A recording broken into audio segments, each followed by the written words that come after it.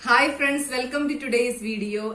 Comment में बहुत सारे सजेशंस आते हैं, मैडम इस बात पे वीडियो बनाइए। और ऐसे एक स्टूडेंट ने पूछा था कि सब्सक्राइबर ने पूछा था कि मैम बताइए आप कैसे फुल टाइम हैप्पी रहती हो, और फुल टाइम हैप्पी रहने के लिए हम क्या क्या करना है। तो मैं सोचा कि ठीक है, आज ये बात आपके साथ शेयर करूंगी। देखो, लाइफ में सिचुएशंस तो नेगेटिव आते रहते हैं, सबको हमेशा पॉजिटिव सिचुएशंस नहीं, ऐसे कुछ ना कुछ तो आते रहते हैं। लेकिन उस सिचुएशन में भी पॉजिटिव रहना, हैप्पी रहना, अच्छा सोचना, ये इतना डिफिकल्ट काम नहीं है। शुरू में हमें थोड़ा सा दिक्कत आएगा, क्योंकि इतना सालों से हम अपने माइंड को नेगेटिवली रिप्रोग्राम करके रखा है, इसलिए थोड़ा दिक्कत लग रही है। लेकिन आप धीरे धीरे धीरे करने से, प्रैक्टिस करने से, आपका माइंड को रिप्रोग्राम करके फिर पॉजिटिव सोचना शुरू करने से ये दिक्कत फिर नहीं होगा। ठीक है, हमेशा माइंड में पॉजिटिव थॉट्स ही आएगा। मुझे मेरी एक एक्सपीरियंस में शेयर करना चाहती हूँ। 2 हफ्ता पहले मेरे हस्बैंड को उनको डेंगू फीवर हो गया था, और डेंगू फीवर की वजह से उनका प्लेटलेट काउंट इतना कम हो गए। उस टाइम भी हैप्पी रहना, पॉजिटिव रहना इतना आसान काम नहीं है। ठीक है, तो मैं उस टाइम भी हमेशा अफर्मेशंस ऐसे बोलती रहती थी कि उनके परफेक्ट हेल्थ के लिए। और जब भी उनका कॉल आते हैं तो मैं उनको भी मोटिवेट करती रहती थी कि ऐसे करो, पॉजिटिव सोचो, इस सिचुएशन में आप ऐसे सोचना है। तो उनको भी मोटिवेट करती रहती थी। अब देखो, जैसे नेगेटिव सोचने से, उस टाइम नेगेटिव सोचने से क्या फायदा है? नेगेटिव सोचेगा तो हमारा सिचुएशन और खराब हो जाएगा। इसलिए हमेशा पॉजिटिव ही सोचना है। लाइफ में कुछ भी सिचुएशंस आने दो। देखो, किसी ने पूछा मैम, जैसे बच्चे कभी कभी गुस्सा दिलाते हैं, तो उस टाइम कैसे पॉजिटिव रह सकते हैं? देखो, हमारे माइंड शुद्ध होना चाहिए। दूसरा कोई भी हमें गुस्सा दिला नहीं सकता। हमारा चॉइस है वो सुन के गुस्सा करना है कि नहीं। देखो, हमारा सबकॉन्शियस माइंड हम पहले क्लीन करना है।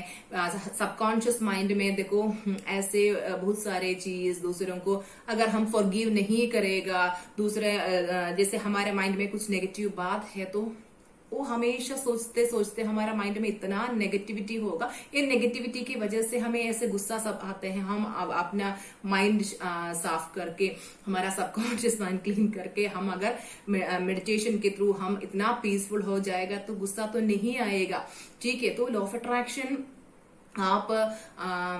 लॉ ऑफ अट्रैक्शन के ईच एंड एवरी टेक्निक आप फॉलो करना है। मेडिटेशन तो करना है। बहुत सारे लोग पर्सनल सेशन के लिए आते हैं, तो मैं पूछती हूँ आप मेडिटेशन करते हो? नहीं मैम, मेडिटेशन तो नहीं करती, बाकी सब कुछ फॉलो करती हूँ। देखो, बाकी सब कुछ करने से भी meditation is the first thing you have to do. Okay, meditation आप पक्का कर लीजिए। मैं तो 2 बार मेडिटेशन करती हूँ, सुबह और रात को सोने से पहले 2 बार मेडिटेशन करती हूँ।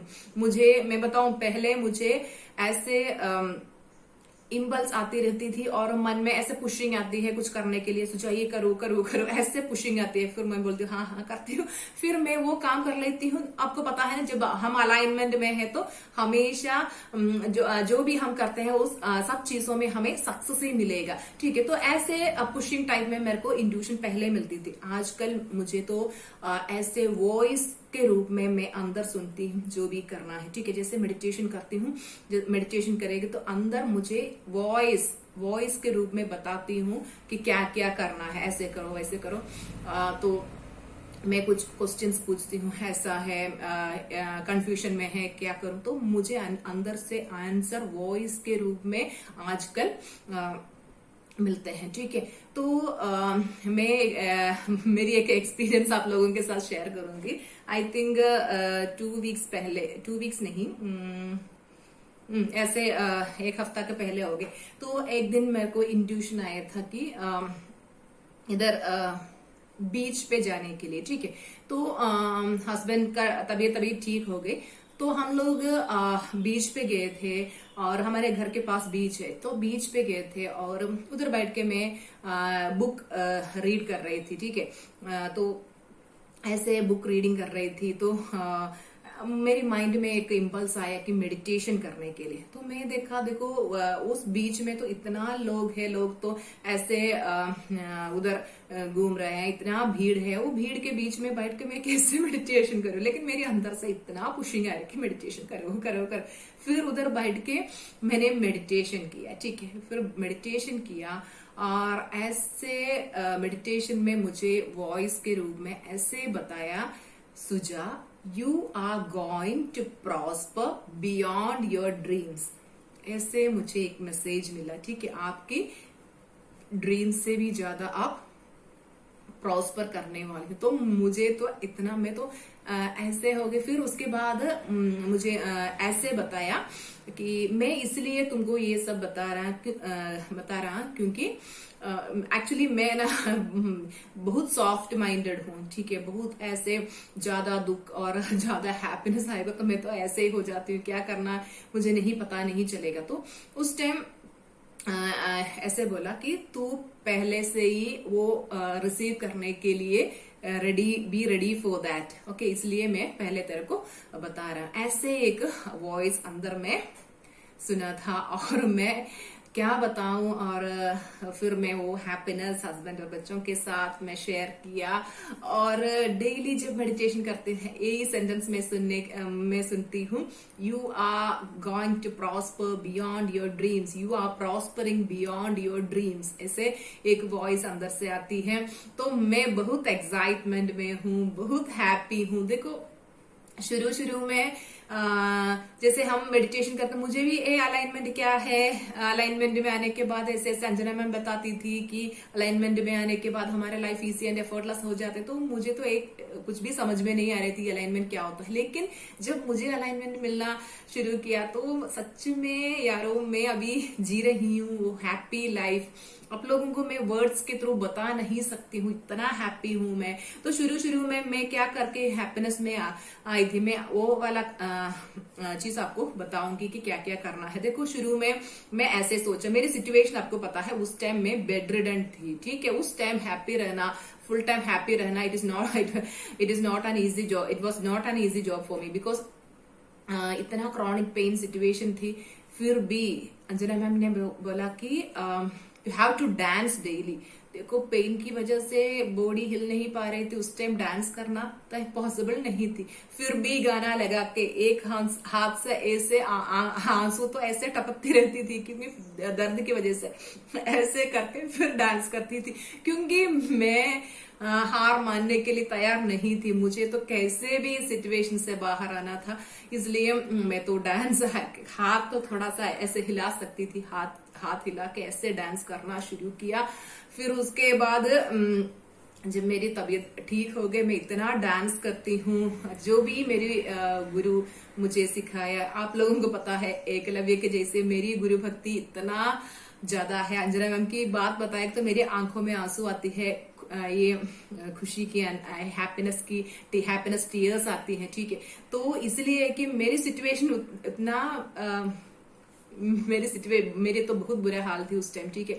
तो एक दिन मैम ने मुझे कॉल किया था, मैं इतना रोया, मैम को बताया, मैम मैं पहले कहाँ थी, अभी मैं कहाँ हूँ, सब आपकी कृपा की वजह से। मैं इतना रोया, हैप्पीनेस टीयर्स इतना मुझे आ रही थी, क्योंकि मैं आपको अभी भी गूज बम्स आ रही है मेरे हाथ में, ठीक है। मुझे तो मेरी गुरु के बारे में क्या बताऊं मैं, मेरी गुरु भक्ति उतना है। देखो आप भी गुरु भक्ति, देखो बहुत लोग क्रिटिसाइज करते हैं, ऐसा है वैसा है करके लोगों को क्रिटिसाइज करते हैं। आप लोग पहले ये देखो, जो भी उन्होंने सिखाया है 100% सिंसियरिटी के साथ एकलव्य के जैसे गुरु को मान के मैंने प्रैक्टिस किया, मैं अपनी लाइफ चेंज किया। सब लोग ऐसे चेंज कर सकते हैं। लोग बहुत ऐसे क्रिटिसाइज करते हैं कि ऐसा है वैसा है। देखो आपकी माइंडसेट क्या है, अगर आपकी माइंडसेट पॉजिटिव है तो आपको अच्छा रिजल्ट ही मिलेगा। हम अगर नेगेटिव है तो दूसरों का बुराइयां ढूंढते रहते हैं, इनमें क्या बुराई है, किसी का भी बुराई पे मत ध्यान दो। आप लोग पॉजिटिव रहिए और सब में अच्छाई ढूंढिए, ठीक है।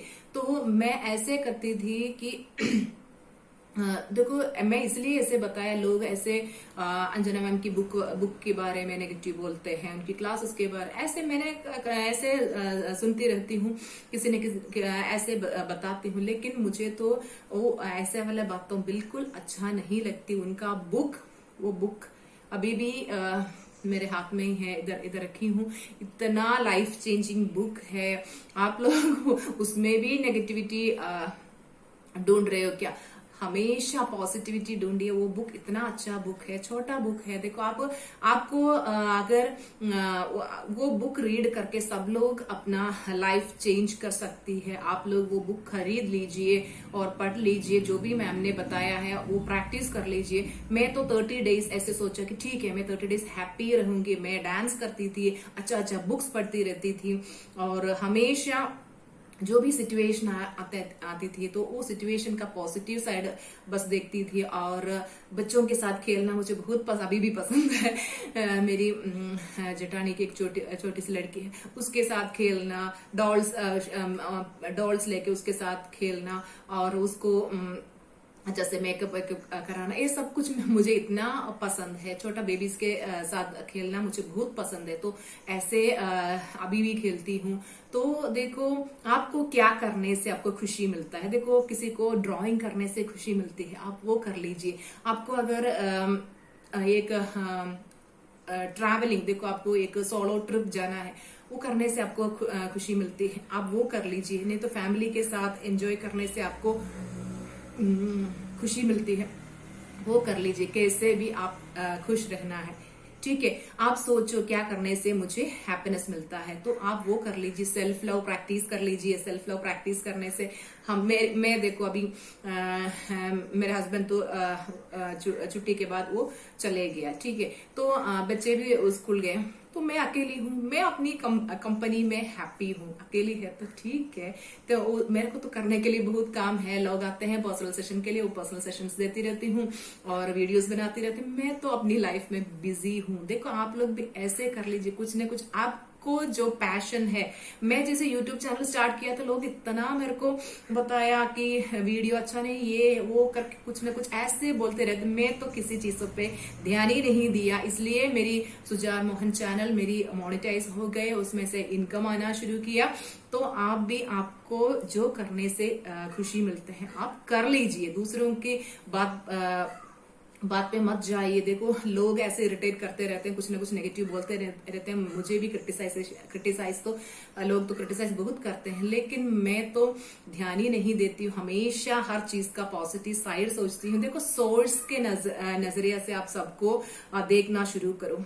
सोर्स क्या करते हैं और यूनिवर्स और ईश्वर भगवान क्या करते हैं। देखो लोग कुछ भी नेगेटिव करते हैं, तब भी भगवान क्या बोलते हैं, तू कुछ भी करो फिर भी तू मेरा लाडला है या लाडली है, ऐसे ही बोलते हैं ना। सबको ईश्वर पसंद करते हैं, तो हम भी ऐसा करना चाहिए। लोग देखो नेगेटिव लोग हैं, उन लोगों को पता नहीं है उनके कार्मिक अकाउंट के बारे में। वो तो गलती करेगा तो उनको उसका फल तो उनको मिलेगा ही मिलेगा। तो लोगों को ये नेगेटिविटी के बारे में इतना नॉलेज नहीं है, इसलिए इन लोग ऐसे करते रहते हैं। आप फॉरगिव कीजिए उन लोगों को भी।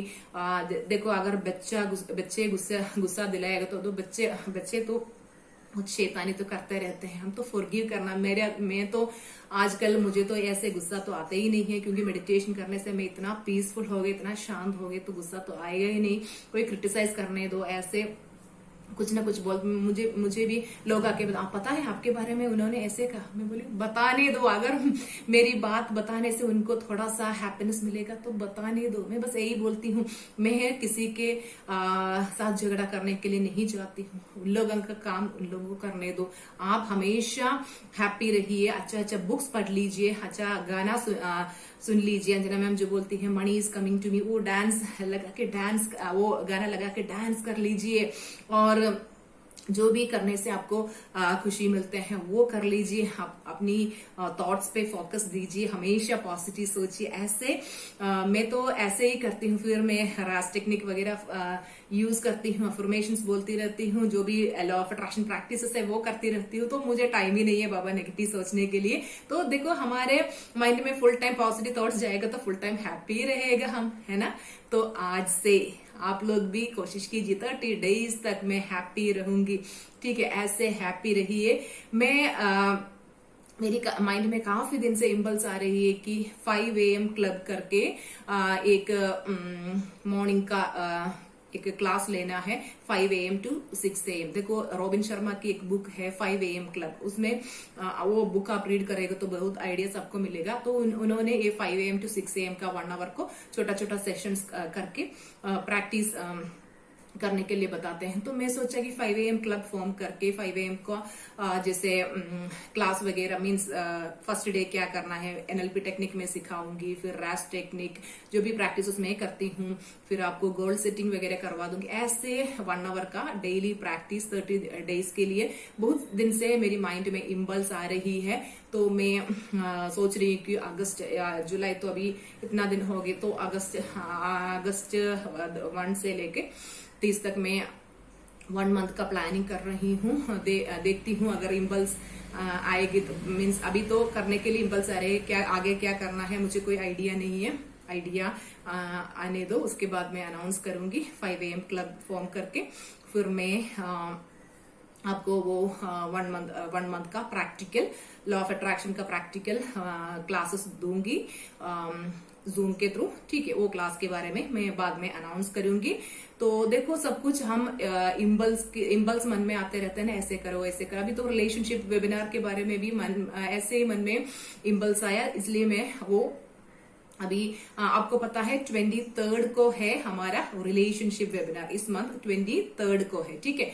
तो वो 2 PM को है। जिनको रिलेशनशिप में इश्यूज है, रिलेशनशिप किसी के साथ, हस्बैंड के साथ या ससुराल वालों के साथ या फ्रेंड्स के साथ, किसी के साथ भी आपका रिलेशनशिप अच्छा नहीं चल रहा है, आप ये क्लास अटेंड करने के बाद मेरी गारंटी हूँ रिलेशनशिप में आपको कहीं भी प्रॉब्लम नहीं आएगा। और किसी को मैरिज में प्रॉब्लम आ रही है, अच्छा से मैरिज नहीं मैनिफेस्ट कर पा रही हूँ, तो उनको भी मैं ये सेम वेबिनार में, ये रिलेशनशिप एंड मैरिज वेबिनार है, इसमें मैं आपको क्लास दूंगी कि बताऊंगी कि क्या क्या करना है मैरिज मैनिफेस्ट करने के लिए। अभी मेरी एक सक्सेस स्टोरी आपने सुना था, एक लड़की उसकी मैरिज मैनिफेस्ट किया था।